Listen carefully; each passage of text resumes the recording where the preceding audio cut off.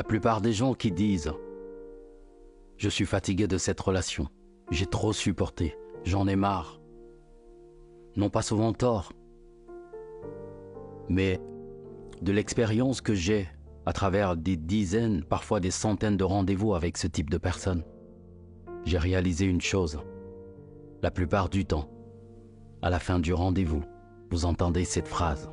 « Ok, je vois ce que j'ai aussi à travailler. »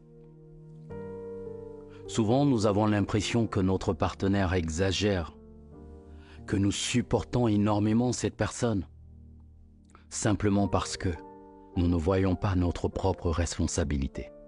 Nous ne voyons pas toutes ces choses que nous faisons mal, toutes ces choses que notre partenaire supporte également, tous ces mauvais comportements qui lui donneraient des raisons de partir. Nous regardons uniquement ce que nous supportons. Nous nous voyons uniquement comme des victimes et nous nous limitons à ça. Et pourtant, ce n'est pas la bonne approche, ce n'est pas la bonne attitude.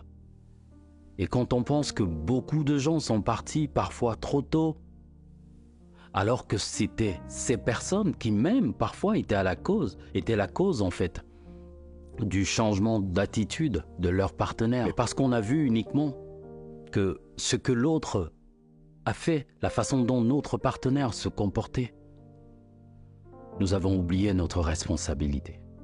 Et généralement dans les couples, nous faisons ce que l'œil sait faire.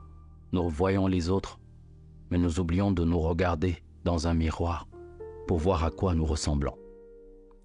Peut-être parce que nous savons quelque part que cette image ne nous plaira pas. Donc je vous invite ici à prendre conscience vous-même de vos propres défauts, de vos propres limites, de toutes ces remarques que votre partenaire vous a faites, mais également de toutes ces remarques que votre famille, vos amis, des personnes inconnues vous en faites également. Parce que souvent, certains comportements que vous avez à l'extérieur, vous les avez de façon amplifiée à l'intérieur. Et si votre famille, vos parents ne supportent pas votre insolence, pourquoi croyez-vous que votre partenaire va la supporter? Si votre partenaire ne supporte pas, et là je parle des hommes ou des femmes, peu importe, votre mépris pour les autres, votre orgueil, pourquoi croyez-vous que quelqu'un qui n'a pas grandi avec vous va la supporter? C'est une erreur pour nous de croire qu'avec une ou deux qualités, ce sera suffisant pour qu'on oublie nos défauts. Et là, quand nous allons nous plaindre, nous allons mettre en avant tout ce que nous faisons, tout ce que nous avons bien fait. Mais nous allons oublier de dire aux gens tout ce que cette personne nous reproche. Et parfois même, quand on nous le demandera, nous allons dire « Oui, mais il ou elle me dit que je fais ci, je fais ça, mais moi-même je ne vois pas. » Mais nous oublions que cette simple phrase est un danger pour nous-mêmes et pour notre couple. Et ce qui arrive finalement, le voici. Nous quittons la relation. Nous n'avons rien appris. Nous n'avons aucune conscience de ce que nous devons améliorer. Nous avons tellement jeté la pierre à l'autre. Ok. Nous rencontrons une nouvelle personne. Nous venons exactement avec les mêmes défauts. Et celle-ci décide de partir. Ou alors se comporte d'une façon qui nous donne envie de partir. Et nous allons de relation en relation. Ensuite, vous entendez des phrases du genre « je ne crois plus en l'amour »,« je n'aimerais plus parce que tous les hommes sont ainsi, toutes les femmes sont comme ceci, sont comme cela ». Mais nous oublions que nous sommes allés de relation en relation, sans jamais changer ces défauts qui nous ont été reprochés dès notre première relation.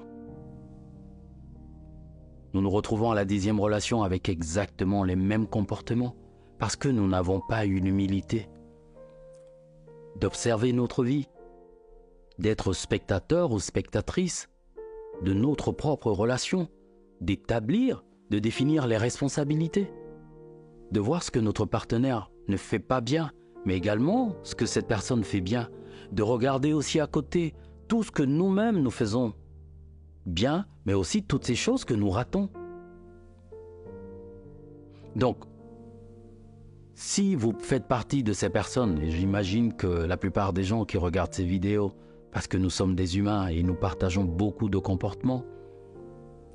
Si vous faites partie de ces personnes qui sont fatiguées de cette relation, qui en ont marre, qui supportent énormément, je ne vous demande pas de rester ni de partir. Je vous invite simplement avant de partir à vérifier que vous n'êtes pas quelque part un actionnaire du problème, que vous n'avez pas contribué à nourrir la bête. Je vous donne un exemple. Vous avez votre partenaire qui ne sait pas vous respecter. Et tous les jours, vous vous dites « non, je vais supporter ». C'est ça, aimer cette personne. Jamais vous ne lui faites des remarques, jamais vous ne lui montrez qu'il pourrait y avoir des conséquences. Et jamais, lorsque cette personne, même devant les gens, vous manque de respect devant tout le monde, vous vous dites « c'est ça le mariage ». Et vous supportez. « Ah, j'aime ma femme, j'aime mon mari ». Et un jour, vous en avez marre et vous vous plaignez de tout ce manque de respect depuis tout ce temps. Mais les gens parfois sont polis avec vous parce qu'ils ont envie de vous demander « Comment est-ce que tu peux supporter un tel manque de respect durant 10 années ?» Et là, si vous êtes sincère, vous allez prendre conscience de votre responsabilité. Parce que quand nous sommes sincères, quand nous comprenons que peu importe le problème dans un couple, la responsabilité est toujours partagée.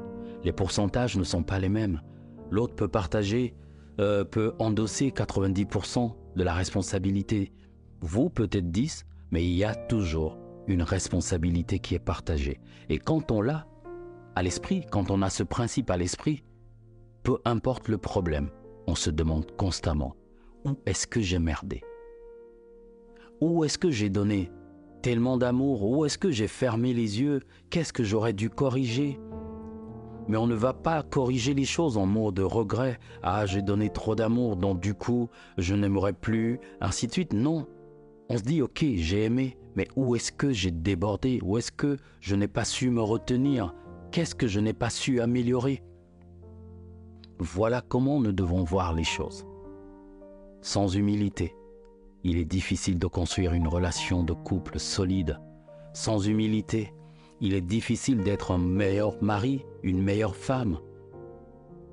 Sans humilité, il est simplement difficile d'être heureux ensemble.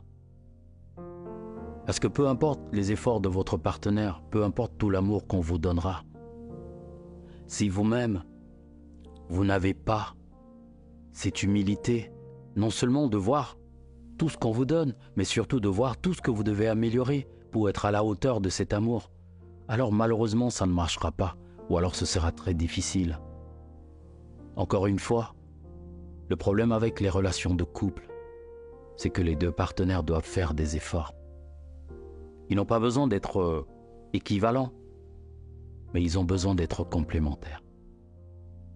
Si notre partenaire fait du 30%, on est obligé de passer à du 70%, mais il arrive des moments où on est obligé de redescendre à 40%.